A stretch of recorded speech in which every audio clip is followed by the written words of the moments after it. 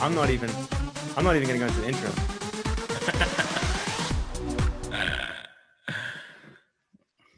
Dude, what the heck is that in the background, man? Are you? Well, this is in our area. This is the famous shed.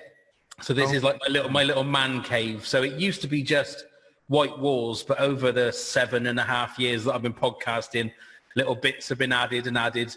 Just behind the screen, I have like a wall of Star Wars pop figures. Are you serious? Yeah, and then I can't really turn my Mac around, but there's stuff all over. None of it is worth anything, but it just it's worth something to me, obviously. But it's just stuff everywhere. It looks amazing, dude. I mean, you look like a Star Wars freak, but I mean, in a good way. In a good way. That's amazing.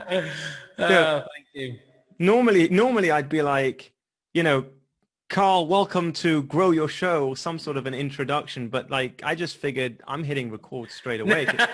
This is going to be gold, because what I found as a podcaster is that sometimes the best material is before you hit record, and sometimes after you finished recording and you hit the off button and then you get into a conversation. I'm like, oh man, why didn't I leave that record? So the first tip I want to give people who are listening to this, who have either just started a podcast or they are looking to start a podcast, one of the tips I think is leave that record button on. You can always cut things out, but you can't get them back in, right? I completely. It's like being a good chef.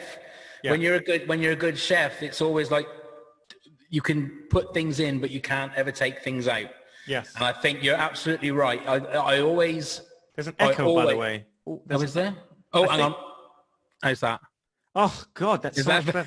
Yeah, for those that endured the last 3 minutes of this, I'm terribly sorry. I noticed that my effects. What? I'm really happy that happened. Actually, Carl, I'll tell you why. Because how long have you been doing podcasting? 7.5 years. Okay, 7.5 years, guys. If you're listening to this and you're thinking, oh man, I don't know if I'm going to mess up or not. Like Carl just messed up big time, okay? He came on the show. He didn't put his setting right. There was a really bad echo, and he's been doing this for 7.5 years, okay? How many episodes have you produced? Well, the podcast that I'm doing now with my co-host, Neil, we've been doing this one for just over 3 years. So we're up to 150 odd podcast episodes for that. Mm-hmm. Overall, I must be 500 episodes, because there was at one time we had 7 or 8 podcasts on the go at the same time. Wow.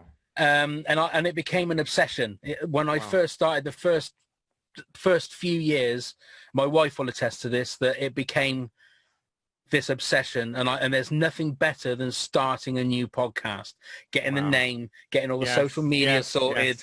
Yes. It's like having that new car smell. Yes. Yes. I agree with you. Oh my God, this is my 3rd one, so I know the feeling. Really? Yeah. And they weren't all regular podcasts. Some of them were monthly. Some of but it used to be Tuesday, Wednesday, and Thursday every week. We'd be recording podcasts. My co-host is a bit more hands off. He will come in and just do it, whereas I'm full on booking guests, getting things sorted. I want to get into actually the pros and cons of doing multiple podcasts. But before we do that, so you've done 500 episodes, which is incredible. And again, just to reiterate, it just goes to show that you could do 500 plus episodes and still, mess up somehow with a technical thing, whatever it is. There's always something that can go wrong. But some of it can be out of your hands. Yeah. Some of it is, as with that, is completely in your hands. And we only had a thing last week. We did 3 podcasts in one night, just the way the guests were booked.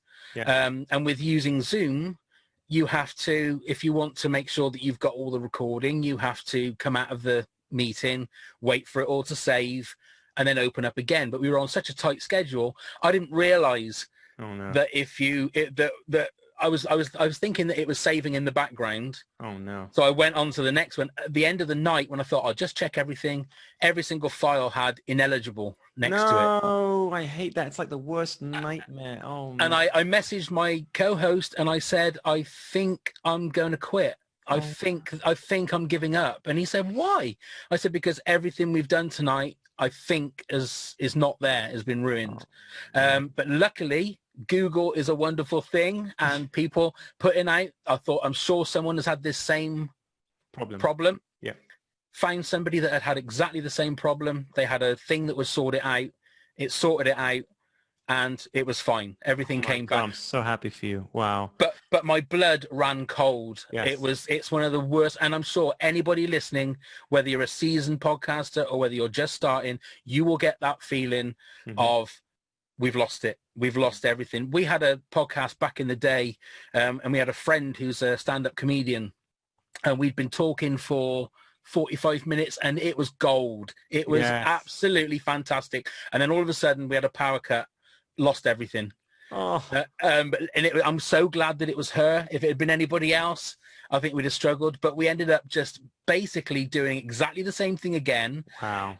She was laughing her head off because like we'd sort of go through that same alleyway for her to say this funny thing. Yes. But she did it amazingly, but with this sort of glint in her eye that we've already done this. We've done this already. Right. You you rehashed it. Listen, that's smart. That's smart. Yeah. But in the end, that was out of our control. You know, you get you either just say to your guest, sorry, that's it, or you just muddle on and do what you can, which is, I think it's horrible, but it's exciting. It's an exciting way of doing it as well, because you've got to think on your feet.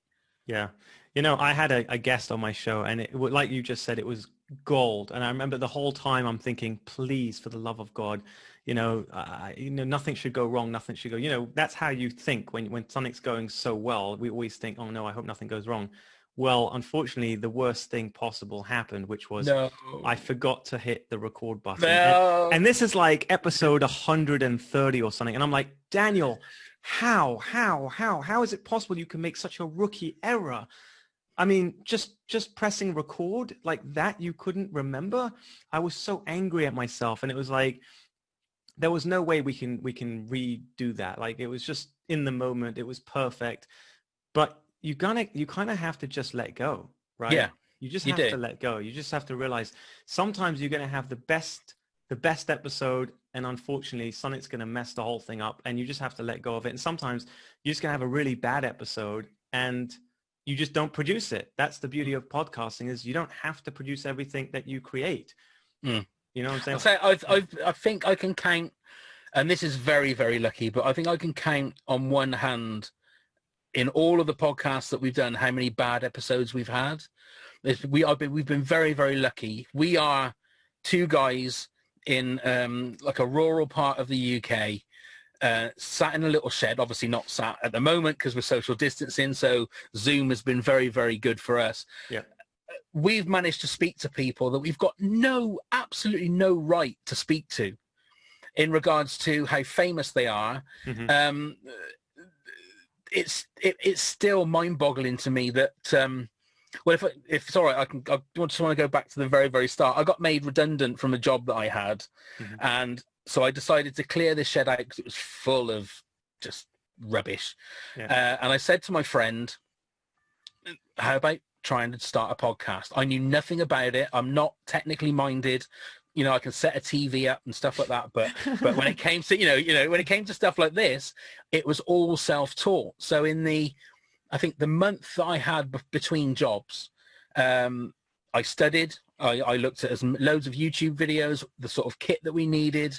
And it was a lot harder back in the day. I sound like an old man. Back in the old days. It seemed a lot harder to get an RSS feed for Apple than it is now. It was an absolute nightmare.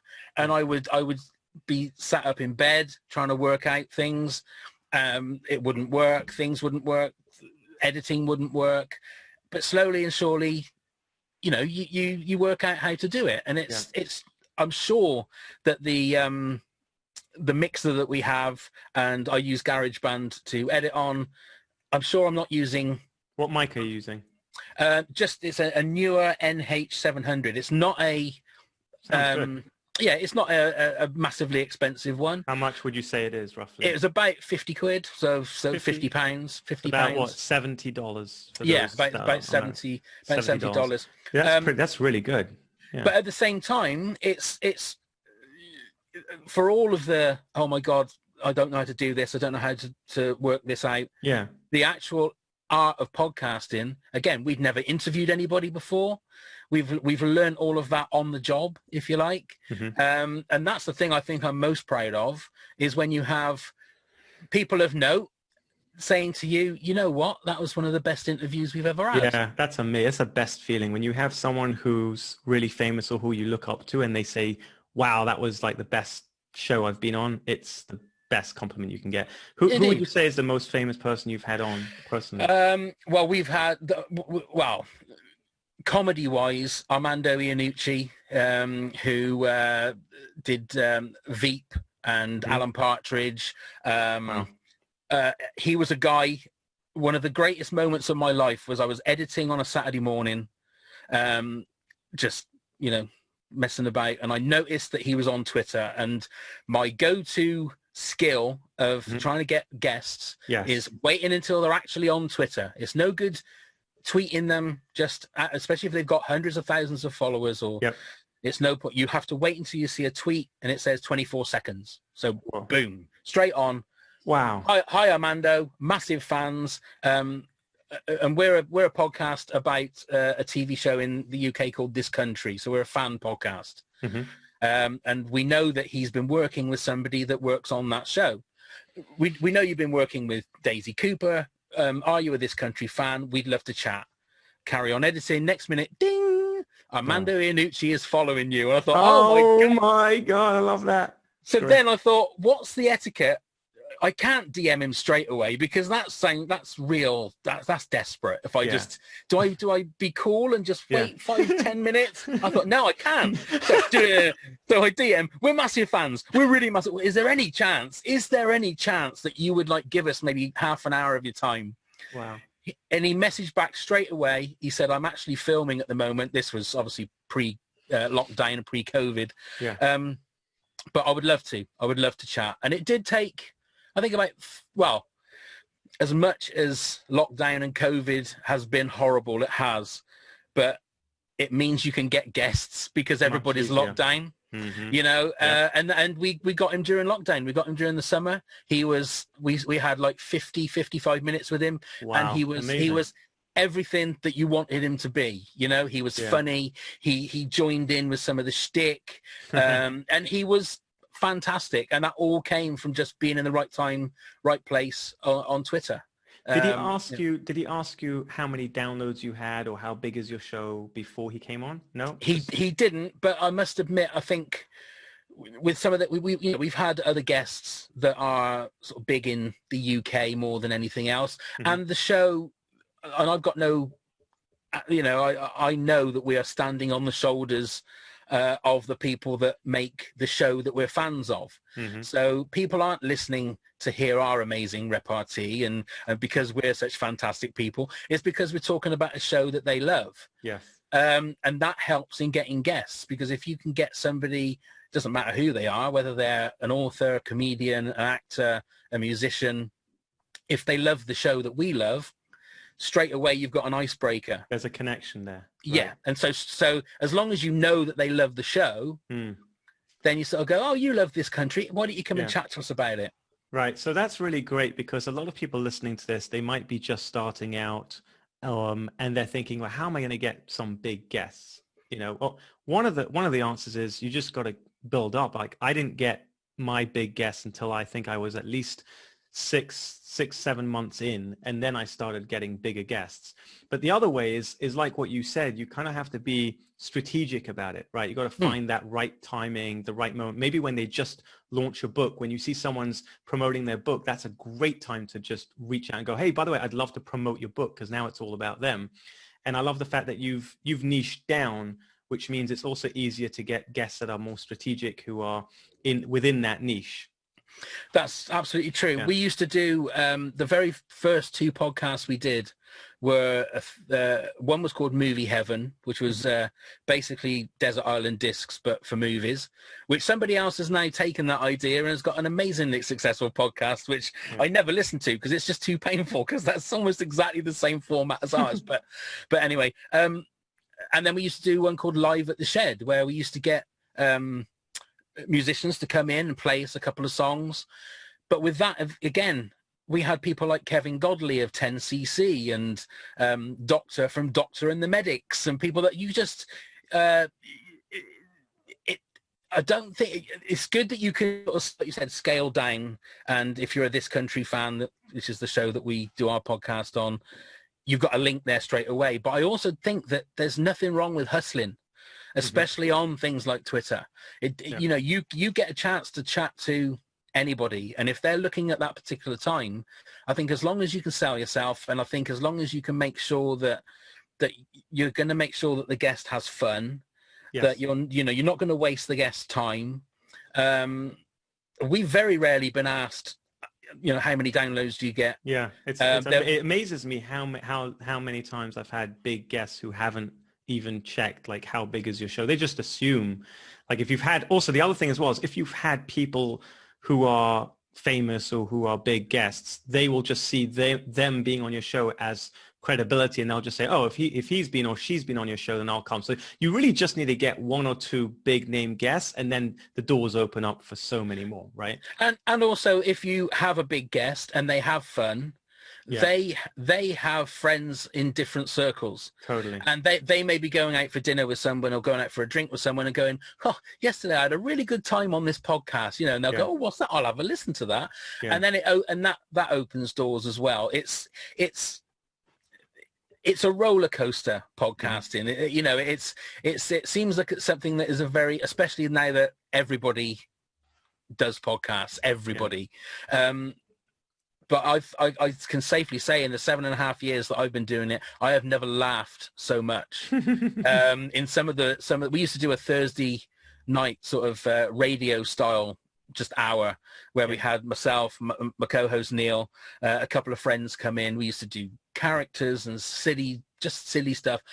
And my wife used to wonder what we were getting up to, because all she could hear was just people laughing for, just at the top of their voices. And it's so much fun. It's stressful. The whole social media side of it is stressful. And the pushing, trying to get people to listen and people to gaze at your product, if you want to call it that. Well, let's talk about that for a second, because this is called Grow Your Show, right? So I want to talk about how did you grow your show? How many total downloads have you got? So we're just coming up to 200,000. That's on one podcast, right? That's on the one podcast, yeah. So that's on the WTAF podcast. So what's that? That's in just over 3 years, which is, again, way more than we would have ever thought for such a small operation that we are. It's weird because it's grown organically. The one thing I'll say is that the This Country fan base, not necessarily our fan base, but the whole fan base, is a very, as you can see, I'm a big Star Wars fan. And there's nothing that's been more divisive than being a Star Wars fan over the last 5 years. It's been a tough ride being a Star Wars fan for the last 5 or 6 years. But This Country is completely different. It's a community that really looks after everybody. And we're just one of the hubs of it. There are Facebook groups and Twitter groups, and we're proud to be part of that whole, like a network, ecosystem, right? And it is beautiful. We don't necessarily get any more listeners from it, but again, we're getting new followers on Twitter, new followers on Facebook every week, which is amazing considering that the show has now finished on TV. They're not making any more of the show. So I think, considering that the TV show has had 3 series, so 18 episodes, a TV special, I think we're doing pretty well that we've got 156 episodes out of a TV show that's only had 19 episodes. How long did it take you to get, let's say, to the first 10,000 downloads? That's a good question. I don't think we really looked at things like how many downloads for the first probably 6 months. That's I so don't think, interesting. Yeah. yeah, because I think we were just, I mean, I'm talking by myself because I do the majority of the stuff. Hmm. It was like head down, get guests booked. Let's get as many recorded as we can, so we Yeah. have like a few in the bank, if you like. Yeah. Originally, we started off bi-weekly, and then we moved to weekly. So it probably wasn't until, like I say, the first 6 months that we really looked at, let's have a look and see how many. But again, we were lucky because I think the first 3 episodes we had, I think they got about 1,000 downloads, in the first 2 weeks of when they were released. Well, that's really good advice, because I feel like a lot of people, they start a podcast and they check every single day, how many downloads do I have, each episode. And the reality is that, for the first 6 months, you got to just stay focused on producing, because I found with my first podcast, I really didn't know anything about podcasts. So it didn't matter to me really how many downloads. I just wanted to produce, and I wanted to interview interesting guests. And so I think it was only after like 6 months that I started getting some serious traction.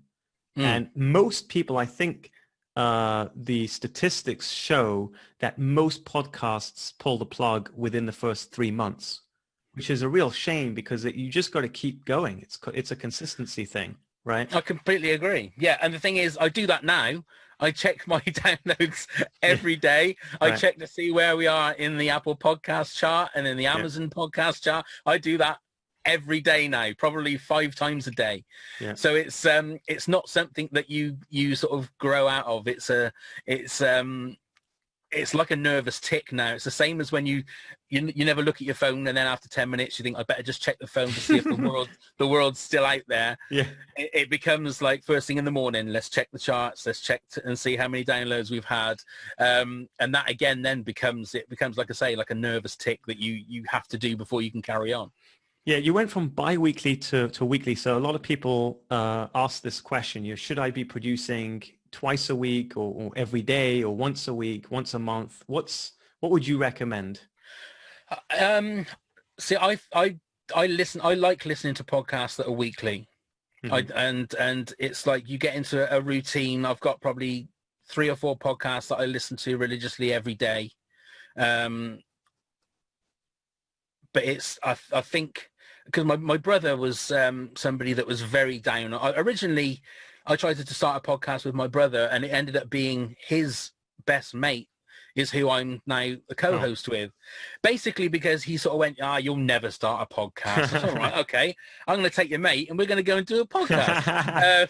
So it made me laugh. Like about 8 months ago, my brother sent me this link and said, could you have a listen to this? Tell me what you think. And I opened it up and I thought, oh my God, he started a podcast. I don't believe it. And it's really good, but I mean, I don't think it's so much now, but like years gone by, people, when you go, you do a podcast, you geek. Starting a podcast, you geek, Yeah. But now, like I say, everybody's doing it now. Now it's normal, right? Everyone's starting, right? Yeah, people look at you weird if you haven't got a podcast. You go, instead of saying hello, you go, "What's your podcast?" It's let me send you the link. Have you monetized your podcasts? Any of them? Yes, we the Thursday evening show. We used to get local people or local businesses to sponsor. Like month chunks, if you like, which it wasn't for a lot. And again, we've never, that's the one thing at one point I was going to say about what you were saying. One thing that sort of really, I always shake my head when I look at podcast forums and groups, and you'll see someone say, just started a podcast, what's the best way to make money out of it? And I'm thinking, don't do it for that. If you're doing it to make money, you'll never do it. You're not Joe Rogan. You're not, unless you can get millions of downloads, you're not going to make enough money so you can sort of go, bye 9-to-5 job. Yeah, I'm going to do this. So we used to do that over a month and a half ago. We got approached by Manscaped. And they're now sponsoring us. Again, it's not loads of money, But I must admit, it's really, really fun that we do ads for Manscaped, and then I'll click on some of my big podcasts that I listen to, and they're sponsored by Manscaped. Right. And it's lovely. It's a lovely feeling. And to be honest, they're really good because they say to us, just do what you want to do, because they're very jokey. It's all tongue in cheek because it's, it's a shaver for below the waist. So they just say, go off and do what you want. So myself and my co-host, we've decided to have some fun with it, and so we wrote some little skits at home with the balls, and we just do these little 1.5 2-minute skits with our voices raised up a couple of octaves, and that's loads of fun. And we've said to them, we hope that they'll have a listen, and they like what we do. We do a plain just talking copy at the end of the podcast, but I think it fits with what we like to do. There's nothing more boring than having someone go, oh, and now it's this mattress, and just wind it on. We want to do it so that people, instead of winding on, will listen and go, what's that? Sounds a bit different. Yeah. We'll have a listen to that. So that's how long that'll go on for. I don't know, but it's enough that it covers what we pay out a month. And in the end, if you can do that, that to me is like a perfect world. We've myself and my co-host both got normal 9-to-5 jobs. If we could make money so that we didn't have to do that, wouldn't that be amazing? But I can't see that happening. Yeah, I mean, there's many ways that you can monetize a podcast without just doing sponsorships. There are ways. If you've got a business, you could promote your own business, your own product, right? Your own coaching service, whatever it is. There's so many doors that end up opening up. I know personally for me, I've had guests on my show who became clients, who became business partners, who we did strategic partnerships with. There's so many ways that you can actually monetize your podcast indirectly. But I love what you said, Carl, which is, don't do it for the money, because you're just going to end up being too pressured and it's not going to do justice to the podcast. So I 100% agree with that. What advice would you give somebody in terms of what makes a great host for you? Well, I would say we've prided on us. I don't know if it's pride or whether it's stupidity, but we've never planned for interviews. We don't do a lot of research. We've found it to be true that if you don't know a lot about the person you're interviewing, you ask the questions that you want to know the answers to, instead of trawling Google or Wikipedia or IMDb and getting all these facts and figures. The answer before you're asking the question. So obviously we know who we're talking to, and we know sort of what they're about. Someone like Armando Iannucci, we know their work really, really well, so they'll be burning questions that we've always wanted to ask them if we ever get a chance to speak to them. But normal run of the mill guests, that sounds very disrespectful. But any guest that we have, the amount of times that we've had people that have said to us, it really sounded like you were interested in what you were, what I was saying, and we're going, well, we are, because we don't want. I would hate. No, say I won't hate, because I would have. If I had my time back again, I think I would love to have got a job in radio. I think I would have loved that sort of job. But I don't think I could have handled, you have to do this, you have to talk about that, you have to play this record at a certain time, you have to talk to, if it was like local radio, and again, no disrespect to local radio, but you have to talk about the village idiot. Sewing. The village idiot. I was going to say sewing circle or something like that. You got to spend 20 minutes talking to the chairwoman of that. Yeah. It would be, how could you, I would just do nothing but want to take the mickey, Right. But I think to be a good host, you've got to be able to listen. I think you've got to be able to not worry about if things go off on tangents. As much as you said at the start about, things can happen that you can't script. Some of our funniest and most fun bits have been bits that you couldn't, if you was in a room for 100 years, you couldn't write some of the stuff. Do you know what I mean? That. Yeah, 100%. Yeah, love that. We've done a couple of live shows for our WTAF, and they've been, we've sold out like 230 seat theaters, and it's crazy. It is absolutely crazy, because we basically just stand or sit on the stage chatting about the show, doing funny bits or whatever. And this one time I said the word examinate, and I still now think that is a word. I'm sure that is a word. I think it is. Examinate. It's not a word. Oh. But my co-host said, "What are you saying? What are you talking about?" And it became this thing. We ended up having merch with caps with hashtag examinate on it. And even now, people will come up to me, that's in this country community, and will sort of say something, and they'll put the word examinate into the sentence. And I just shake my head in shame. But some of that could never have come up with that just off the top of my head. Some of that stuff is organic and really, really funny. And I think you just lean into stuff like that, as long as it doesn't,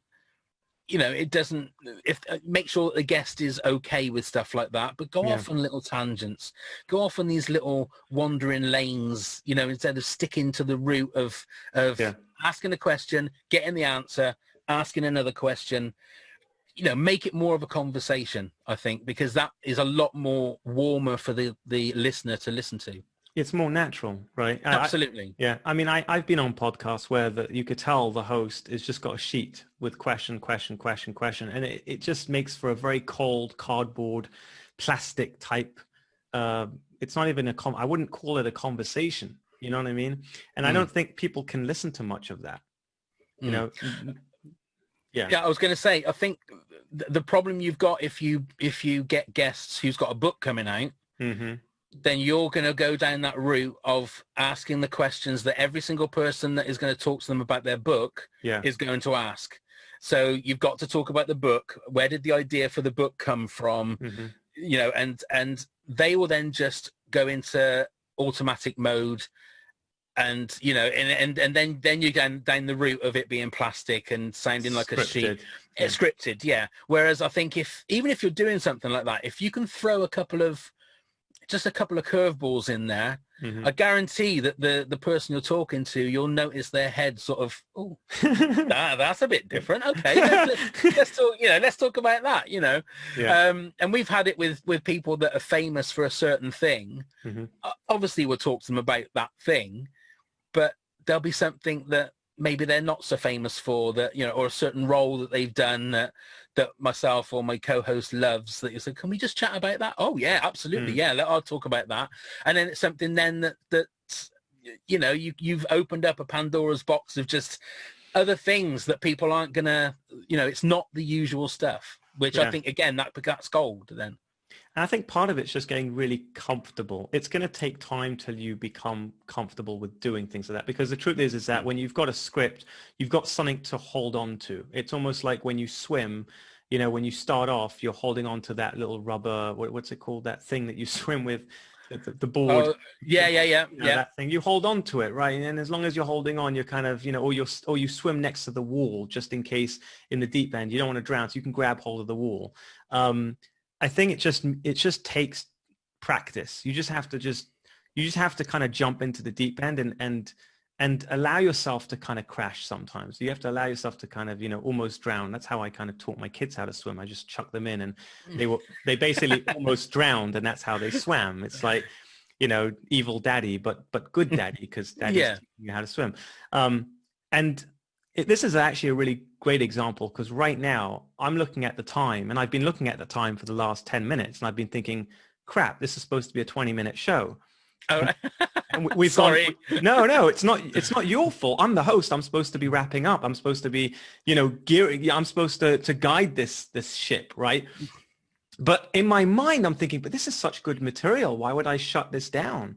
People are listening to this, and I think I would gain from this if I was, I would gain from this today. I'm gaining from it right now in real time, and I don't want to end the conversation. And so then I kind of just made a decision in my mind in real time right now. Do you know what? I can edit this. I can chop it up into 2 parts. I could do part 1, part 2, which actually I'm probably going to do. I'm going to make the first part maybe 15, 20 minutes, and then I'll do part 2 of it.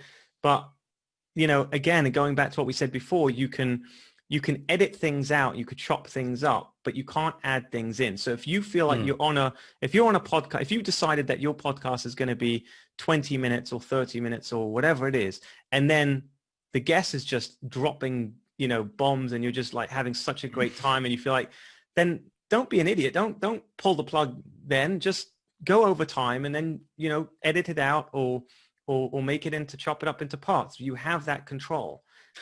I was going to say, because when we first started, I think we used to record for an hour and a half, hour and 45 minutes, and then I would edit it down to like a nice tight 45 minutes for an episode. Mm-hmm. But as we've got better at interviewing and better at presenting, I very rarely have to edit anything out anymore. I have to tighten up the start, tighten up the end.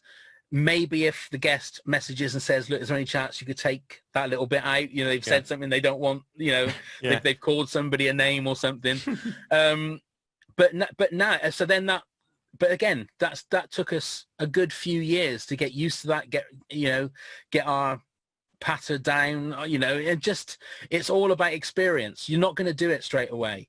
And I think that's definitely something that as you get on and keep doing it, but you have to keep doing it. Mm-hmm.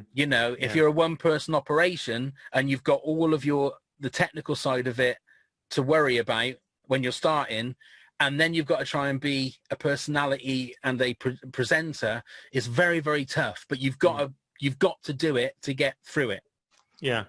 And I think it's a question a lot of people ask is, what is that sweet spot? Is it 20 minutes? Is it 30 minutes? Is it 45 minutes? Is it 60 minutes? And the truth is, I'll be honest with you, I don't think there's such a thing as a podcast that's too long if it's quality. And the proof of that is, look at Tim Ferriss or Joe Rogan. Those are my two favorite, right? Yeah. You could pick whichever podcast you listen to, but you'll find that Tim Ferriss has been on he's done a 3-hour plus episode. Joe Rogan's done a 3-hour plus episode. When you feel like the quality is still there and it's not dipping, if it's not sort of winding down, you're not losing energy, you just keep going. There's no reason why not. You can have you can decide. I think it's important just for consistency to say, okay, we've got a 20-minute episode, we've got a 30-minute episode, and then you could chop it up. But like I said, it doesn't make sense to do that if it's quality, right? I agree. Joe Rogan's one of my favorites, and as much as I don't agree with people like Alex Jones, when he has Alex Jones on, and so like one was like 4.5 hours, it was gold. It was like I prefer listening to stuff like that because you can lose yourself in big long episodes like that. And I don't listen to every Joe Rogan episode, but there's certain ones when he's got certain guests on, so I think I don't care if it's 3 hours, that's fine. I'll quite happily listen to that. Yeah. And again, don't forget that people could pause it and resume. It's not like they have to listen to the whole thing in one go. I know with me, if I go shopping, my wife sends me to get some milk and eggs and bread and whatever else, I'll go to the store,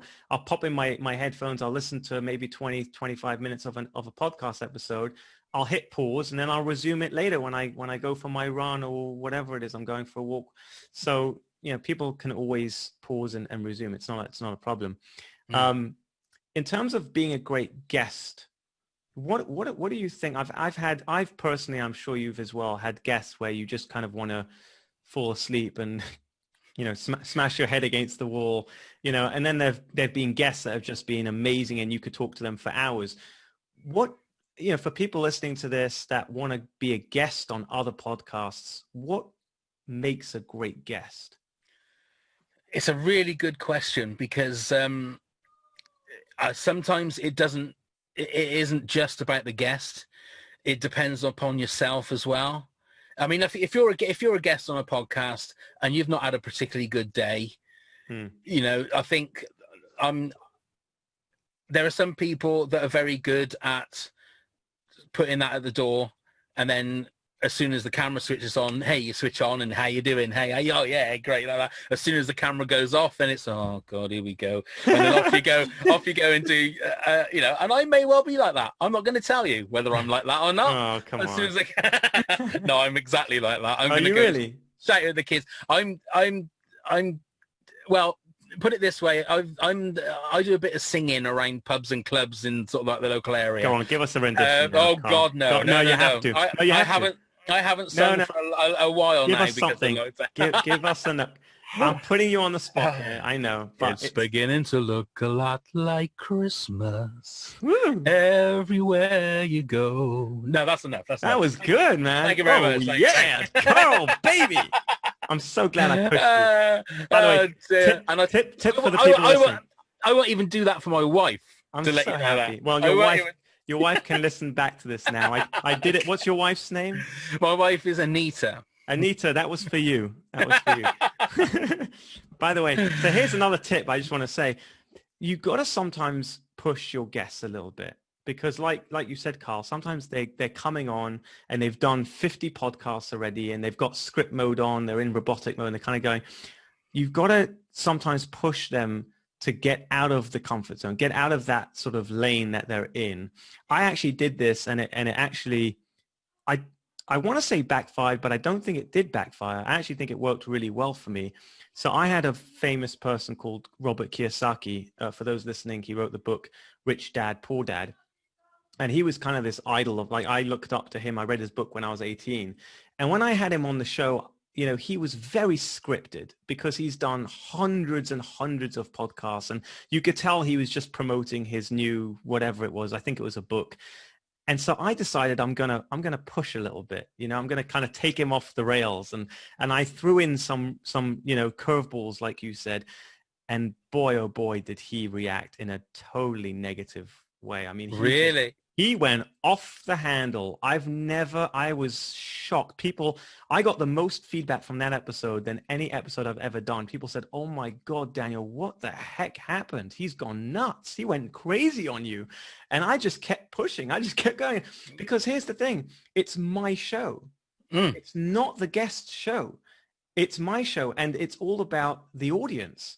I'm here to represent my audience. I want the best quality for my audience. So I'm going to go wherever I think my audience wants me to go. And if you're uncomfortable as a guest, well, then that's your problem. Do you know what I'm saying? I agree with that. It's again, I think it's a bit different with our sort of podcast because you're talking to fans of a show. So you've got a common link. There's been one time where we spoke to someone who's a comedian and he had found out from one of his friends about the podcast. And so I got in touch. We sorted out him being a guest, which was wonderful. We had a little pre-chat before we pressed record. And he said to us, he said, so what is this again? I said, this is about this country. Yeah, I've never seen it. And we went, right, okay. Well, look, we're big fans of you anyway, so maybe we can just not talk about the show and just chat about you. Yeah, okay, yeah, we'll do that if that's okay. And he was lovely and it was great, but that all of a sudden that safety net of, you know, if you've got nothing to talk about, you can sort of go, yeah, but the show that we love, let's talk about that. That had gone, you know, that had completely disappeared. We sort of laughed about it, but afterwards we thought, yeah, we need to make sure the people that we talk to have got that commonality with us, you know, that they know the show, that they've at least seen a couple of episodes, so that they, you know, when we start saying some of the catchphrases from the show, they're not just looking at us blankly thinking, what is he saying? What is he talking about? That's ridiculous. You know, they sort of know. But yeah, it's very weird as well. When you said about the fact that you were going to take the blame for how long this has gone on for, it was very, that sort of like, lift was weighted. Lift was weighted? Oh my goodness. I'm not editing that out. I'm just letting you know, Carl, I don't edit any of my shows. I leave them raw. Okay. So whatever you say, it's coming out. Okay. The weight was lifted when you said that it was your fault. Because I thought that's good. It's nice for once not to be steering the ship, you know? Yeah. So Carl, I'm really happy I've got you on the show. I think the biggest takeaway that I've taken from this is the importance of just getting comfortable and having fun. Absolutely. The problem is when we get so caught up in our fears and in making sure everything's perfect and making sure that, hey, how are we going to monetize? How are we going to get, you know, our next 1,000 or 10,000 or 100,000 downloads? And it just gets in the way of having fun. And if you're not having fun doing podcasting, honestly, I don't think you should do it. I really don't. I completely agree. That's the baseline of what it should be, is if you're not having fun, if you wake up, and I've said to my co-host this for 7.5 years, if I wake up in the morning and go, oh, I've got to do some podcasting today, then we stop, because there's no point doing it. I'm not saying that it isn't stressful, because it is stressful, and I'm doing social media stuff every single day. You have to, because you have to keep yourself with your foot sort of dipped in, your toe dipped in the water. But if you wake up in the morning and your first thought is, oh God, it's podcasting tonight, then just quit, because there's no point in doing it. I completely, I've believed that from day one. Yeah, I mean, it could be you're in a bad mood. I've woken up in a bad mood, and I've had a podcast that either I'm going on or I'm hosting, and I just reschedule it, because if I'm not in that place of mind, it's not worth pushing through, because it will show, like, people will hear it. So I will reschedule. But as you said, like, if it becomes like a regular occurrence where it's like, oh man, I've got a podcast scheduled today, I'm really not in the mood, that's when you kind of have to just say, do you know what? It's not worth it. It's weird you saying that, because over the last year, as a family, we've gone through quite a lot, like personal stuff, and I've found that the hour and a half that I've been podcasting, whatever it is, which day of the week, has been a little bit of a release. I shut the door of the shed, and then the outside world is all out there, and I'm in here surrounded by all of my glittery, wonderful prizes up on the wall. And for that hour and a half, I disappear into podcast land. Yeah. And I completely forget about it. It's like therapy. I forget about everything that's gone on. I forget about everything that's going on in my life, in my head. And as soon as I sort of lock the door of the shed and go back in the house, then it all comes back. So it is a nice little escape sometimes as well. Yeah. Yeah. And I promise you one thing, anyone who's listening to this, if you put fun first, you make sure that it's fun, the followers will follow. Like, people will follow. They'll have fun with you. If you're having fun, you could be sure that, people listening are going to have fun as well. And the money will follow. It's got to be that way around. If it's money first and then I'll have some fun later, it just doesn't work that way. It's not the way to do it. No. Yeah.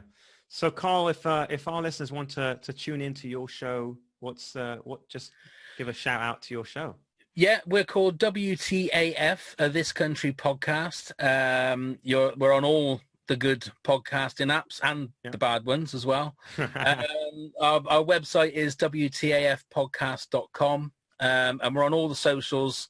This Country Pod is our handle on Facebook, Twitter, and Instagram.